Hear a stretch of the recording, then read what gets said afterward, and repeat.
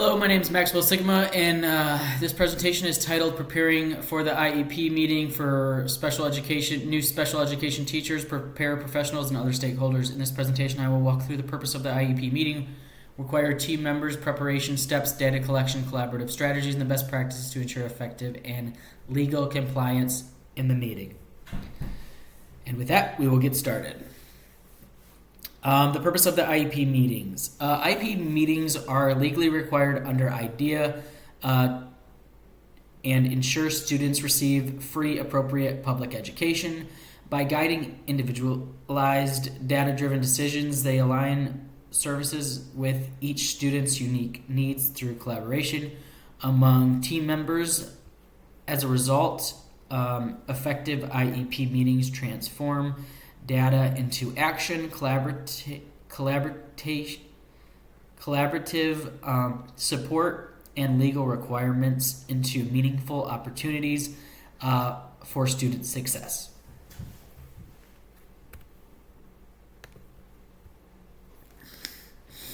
IEP data and preparation steps. In this slide, we focus on the importance of data collection and preparation in the IEP process. Preparation is critical for a successful meeting. Teachers must ensure all data is accurate, current, and aligned with the student's individual needs. Collecting a variety of data, such as academic performance, behavior, and service progress, helps create a complete picture of the student. This information is then used to develop present levels, set measurable goals, and determine appropriate supports. Following structured preparation steps ensures that the meeting is organized, efficient, and focused on meaningful outcomes. Ultimately, a strong preparation leads to better decision-making and more effective student-centered IEPs.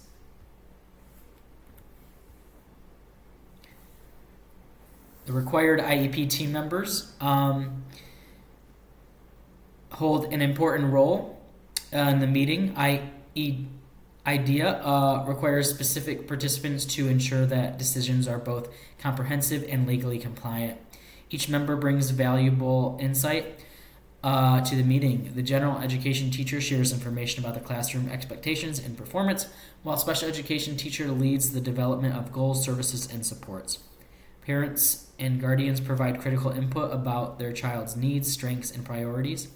The LEA representative ensures resources are available and that all decisions meet legal requirements.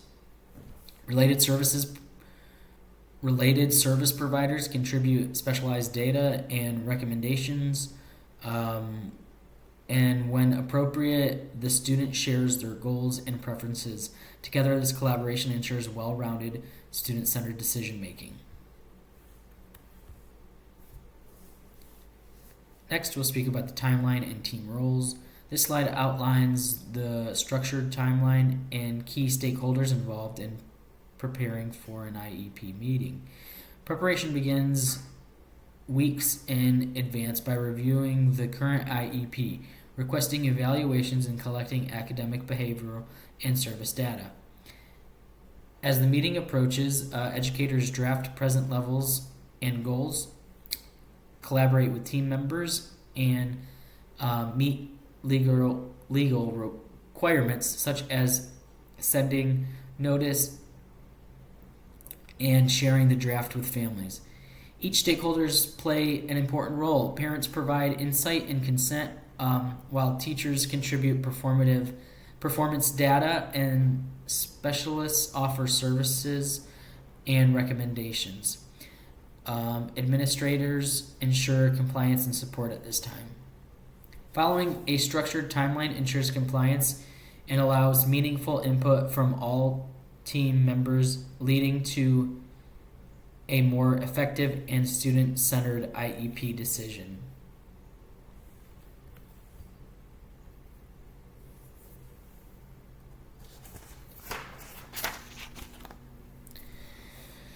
Communicating student progress in the IEP meeting.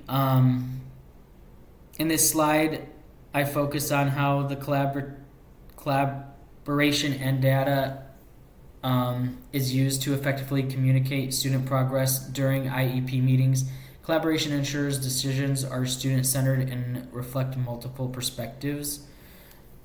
Each stakeholder contributes specialized data that informs eligibility, services, and placement decisions.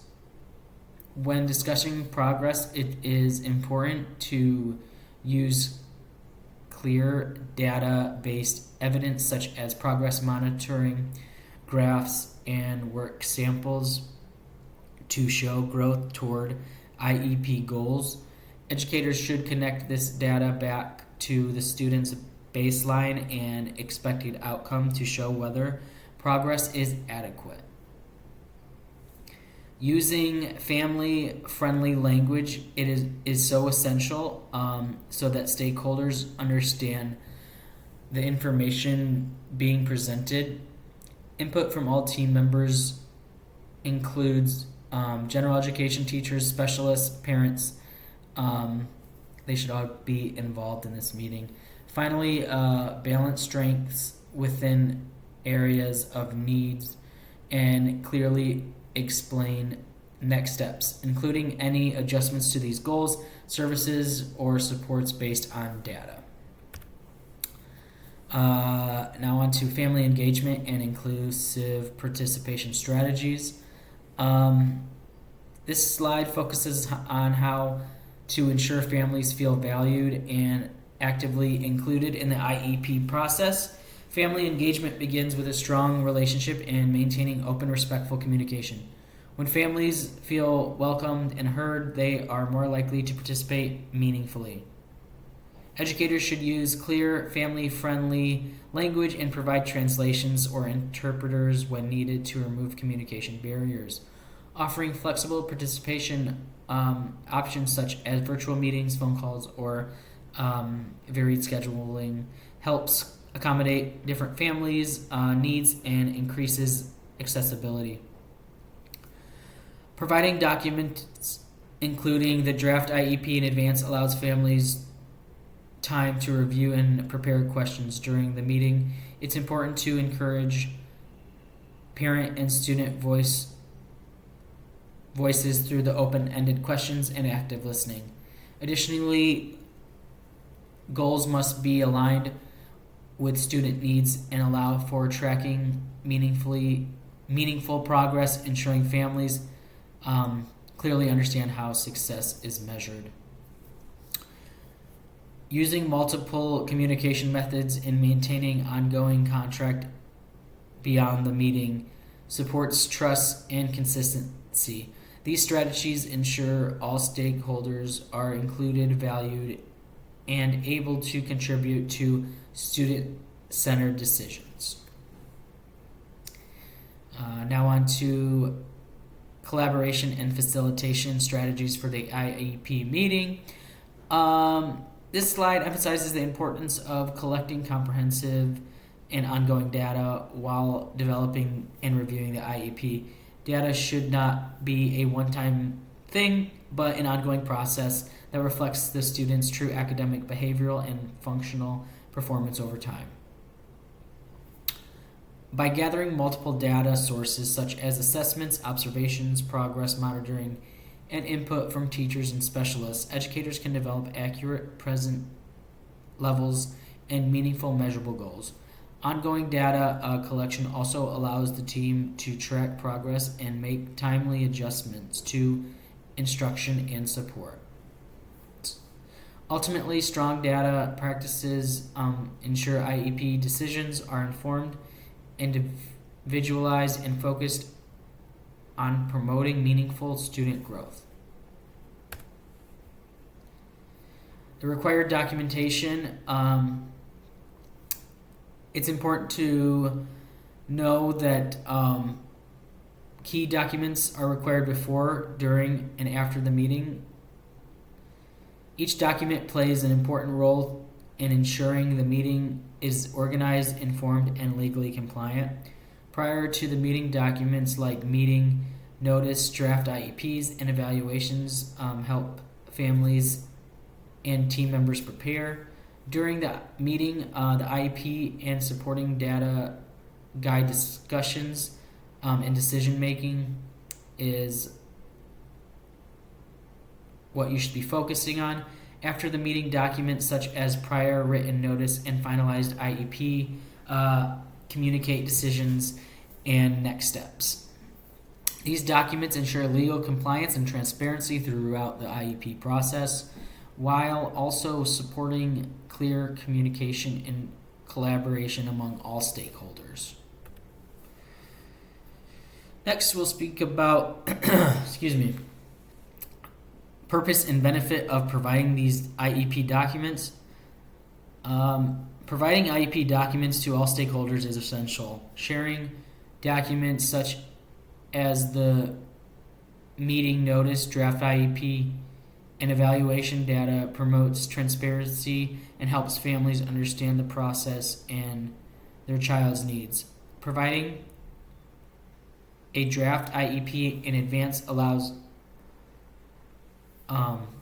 stakeholders to review information, prepare questions, and participate more meaningfully in the meeting. Consistent communication ensures families understand progress and can support learning at home. Best practices include showing data trends over time, not just stating progress so families can clearly see the growth. These documents also support collaboration by ensuring all team members are informed and aligned.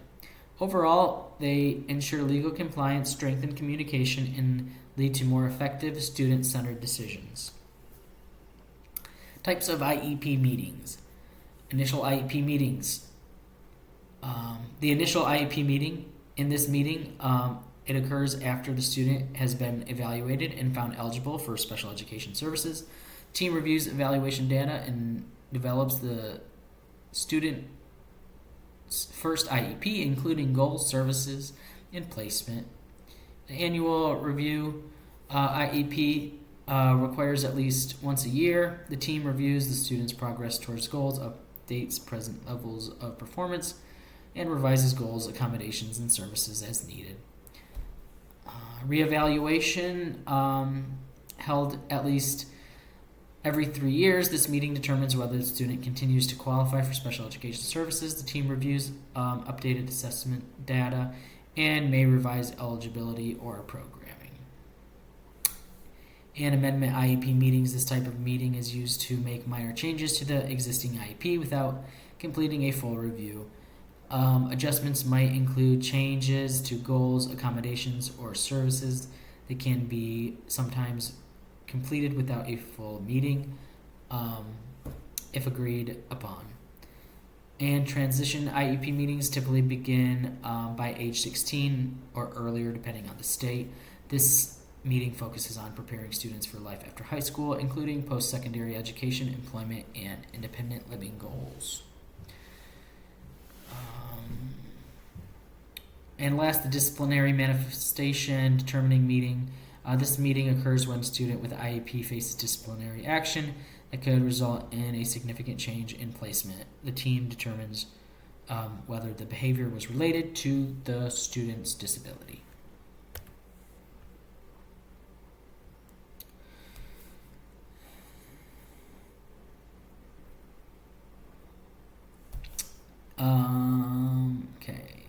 Effective collaboration and facilitation strategies for the IEP meeting.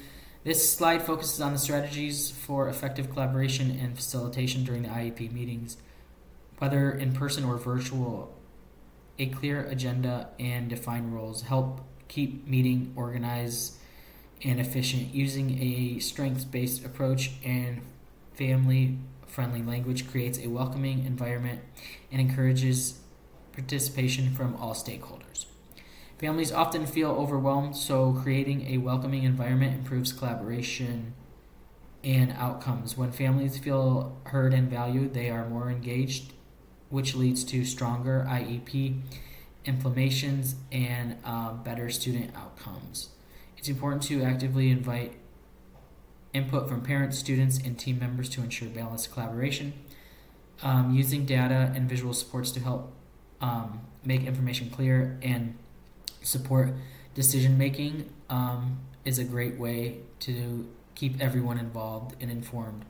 For virtual meetings, preparation and use of technology helps maintain engagement and inclusion. And in conclusion, successful IEPs require organization, clear communication, and consistent focus on student success. When educators come prepared, they use data effectively and collaborate with families, all team members. The IEP becomes more than a requirement; it becomes a meaningful plan that supports real student growth. By prioritizing these practices, we can ensure every IEP meeting leads to informed decisions, stronger partnerships, and positive outcomes for students. Thank you.